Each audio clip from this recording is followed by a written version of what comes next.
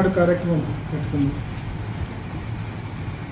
నిజంగా వైఎస్ఆర్ జిల్లానే కాకుండా ఈ ప్రాంత ప్రజలంతా కూడా ఎంతో ఆశగా ఎదురు చూసినారు.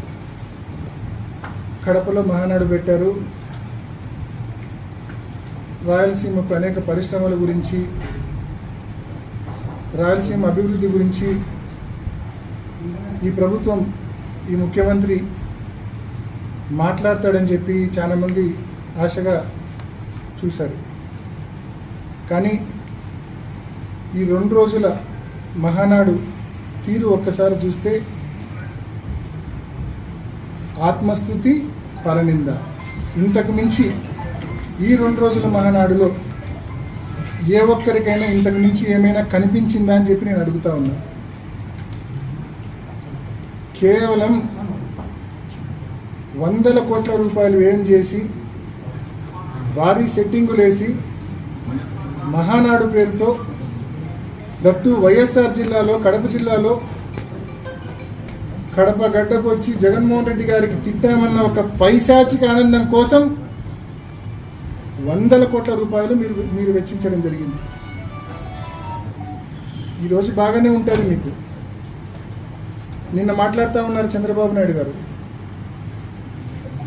మొన్న 2024 ఎన్నికల్లో 7 స్థానాల్లో జిల్లాలో తెదేపా గెలిచింది.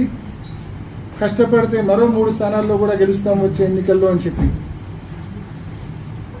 మొన్న ఎన్నికల్లో మీరు చేసిన దుష్ప్రచారం ఎంతటితో అందరికీ తెలుసు. మొన్న ఎన్నికల్లో మీరు ఇచ్చిన హామీలు ఏమిటో అందరికీ తెలుసు.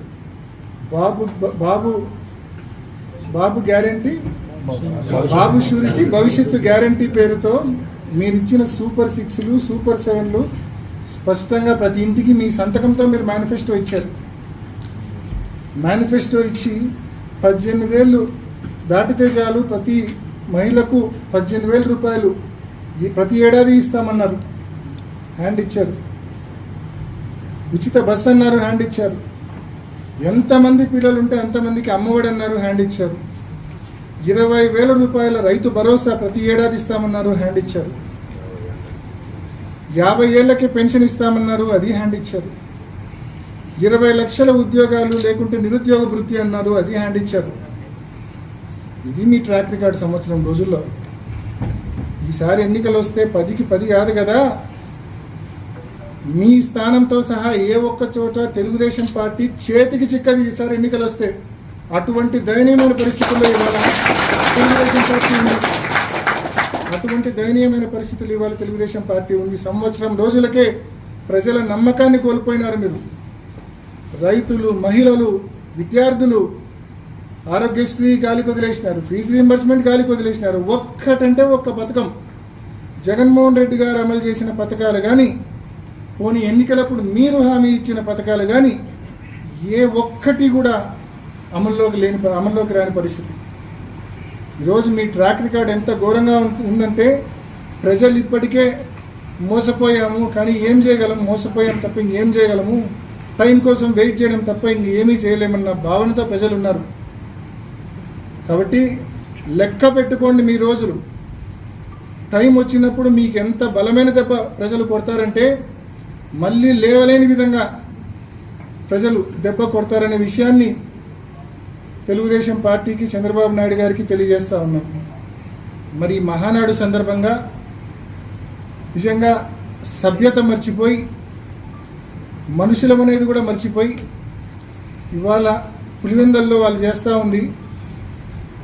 రాజశేఖర రెడ్డి గారి విగ్రహాలకు ముఖ్యంగా పులివెందుల అంబక్పల్లి రోడ్ సర్కిల్ కావచ్చు, లేకుంటే పులివెందుల పార్నపల్లి రోడ్డు సర్కిల్ కావచ్చు, ఈ 2 చోట్ల రాజశేఖర రెడ్డి గారి విగ్రహాల చుట్టూ జెండాలు పెడతారు, తెలుగుదేశం పార్టీ తోరణాలు కడతారు. నిన్న ఉదయం మా మున్సిపల్ చైర్పర్సన్ గారు, మరికొంతమంది కౌన్సిలర్లు అందరూ డిఎస్పీ ఆఫీస్కి వెళ్ళి కంప్లైంట్ చేసినారు.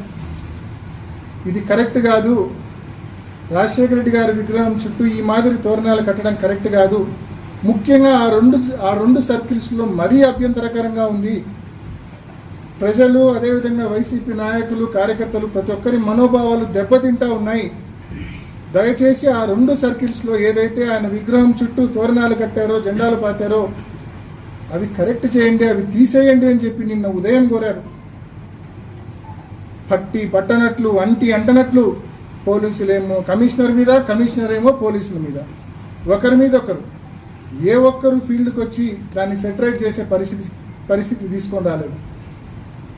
ఇవాళ ఉదయం మరి కొంతమంది వెళ్ళి పార్టీ కార్యకర్తలు నాయకులు కొంతమంది వెళ్ళి ఆయన ఇందాక ఈ టెక్రవి ఏదో మాట్లాడినాడు, కిందేసి తొక్కినాం, తొక్కడం ఇక్కడం ఏం చేయలేదు, కేవలం వాళ్ళ కండువ వాళ్ళ పార్టీకి సంబంధించిన తోరణాలు ఏదైతే ఆ 2 సర్కిల్స్లో రాజశేఖర రెడ్డి గారి విగ్రహానికి అడ్డంగా ఉన్నాయో వాటిని మాత్రమే తొలగించడం జరిగింది.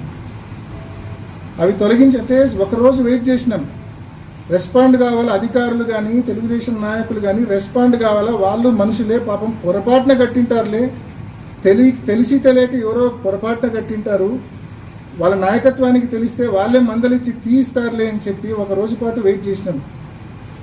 రాజశేఖర రెడ్డి గారు ఒక వైఎస్ఆర్ కాంగ్రెస్ పార్టీకే కాదు, కామన్ పీపుల్కే కాదు, ప్రతి ఒక్కరి సొంతం రాజశేఖర రెడ్డి గారు.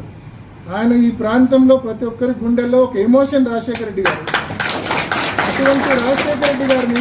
అటువంటి రాజశేఖర రెడ్డి గారిని అగౌరవపరిస్తే ఈ మాదిరి మీ పార్టీకి సంబంధించిన తోరణాలు జెండాలు ఆయన చుట్టూ కడితే ఏ ఒక్కరు కూడా సహించలేని పరిస్థితి ఉంటుంది. కాబట్టే రెస్పాండ్ అయినారు, తీసేసినారు. ఇవాళ మళ్ళీ మనవి చేస్తూ ఉన్నాం, ఆ 2 సర్కిల్స్లో మీరు ఏదైతే తోరణాలు జెండాలు కట్టారో అవి తీసివేయండి అని. లాంగ్ రన్ మంచిది కాదు, ఇది సభ్యత కాదు.